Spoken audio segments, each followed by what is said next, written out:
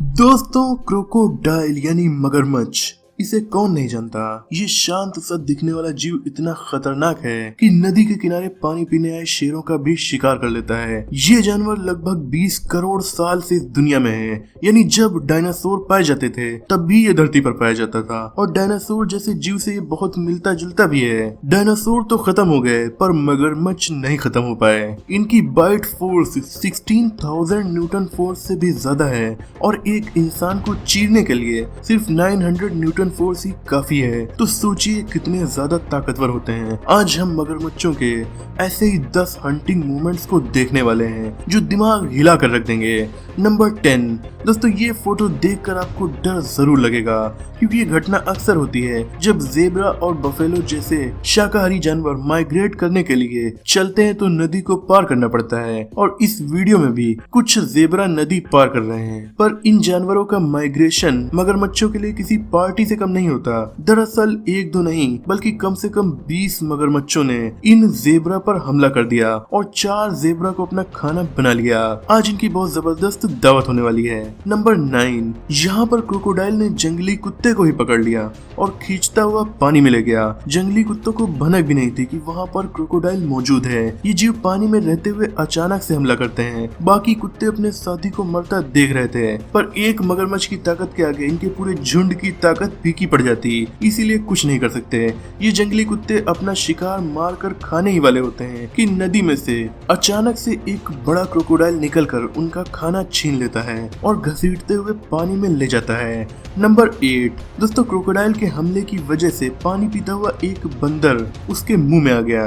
करीब 1 घंटे की मशक्कत के बाद उसका हाथ उसके जाल से निकल पाता है, पर बाद में ये देखा गया कि उसका हाथ पूरी तरीके से टूट चुका था। ऐसी ही घटना हुई थी इस बबून के साथ जब इस रेप्टाइल ने उसका सर दबोच लिया था। नंबर 7। दोस्तों, पानी पीते वक्त चीते पर भी हमला हो जाता है और सीधे उसके चेहरे पर मगरमच्छ वार करता है। इससे हमें ये समझ में आता है कि क्रोकोडाइल की रफ्तार कितनी तेज होती है। चीता दुनिया का सबसे तेज दौड़ने वाला जीव है, पर इस तेज रिफ्लेक्शन वाले जीव को क्रोकोडाइल मात दे देता है। आगे की वीडियो में ये दिखाया जा रहा है कि कैसे चीता अपने तेज रिफ्लेक्शन से इस मगरमच्छ के चंगुल से भाग निकला था। नंबर 6। दोस्तों, बफेलो एक बहुत ही ताकतवर जीव होता है, लेकिन अक्सर ये भी पानी पीते हुए क्रोकोडाइल जैसे रेप्टाइल्स का शिकार हो जाते हैं। यहाँ पर एक क्रोकोडाइल ने इस बफेलो के चेहरे पर वार किया और उसे पानी में खींचने लगा।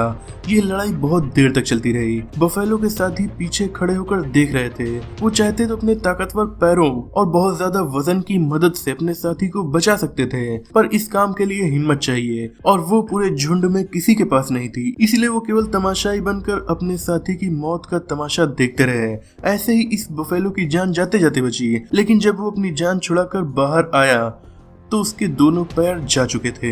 नंबर 5। दोस्तों, क्रोकोडाइल अपने सामने आने वाली हर चीज को खा जाते हैं, चाहे वो एक वार्थॉग हो या चीता। कभी कभी तो वार्थॉग भागने में कामयाब हो जाते हैं, मगर अक्सर वो इस जानवर का शिकार ही होते हैं। यहाँ पर देख सकते हैं कि कुछ हाइना वार्थॉग को घेरे हुए हैं, मगर इस जानवर को पता नहीं था इसके पीछे क्रोकोडाइल धीरे धीरे इसकी तरफ बढ़ रहा है और अचानक इस पर हमलावर हो जाता है। यानी इस बेचारे वार्थॉग पर मौत ने चारों तरफ से हमला कर दिया।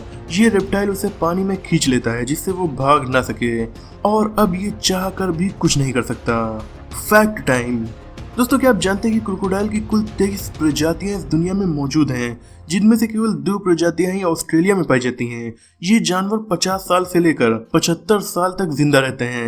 ये दुनिया के सबसे बड़े रेप्टाइल्स में से एक हैं। ये रात में भी बहुत अच्छे से देख सकते हैं और उस वक्त भी काफी अच्छे शिकारी हैं। और जानकारी के लिए आप इस चैनल के सब्सक्राइब बटन को टैप कर सकते हैं और वीडियो को लाइक भी कर दीजिएगा।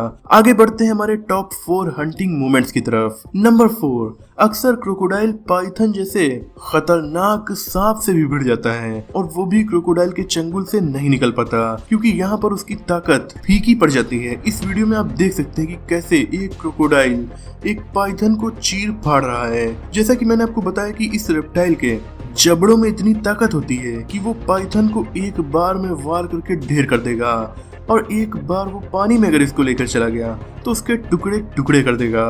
नंबर 3।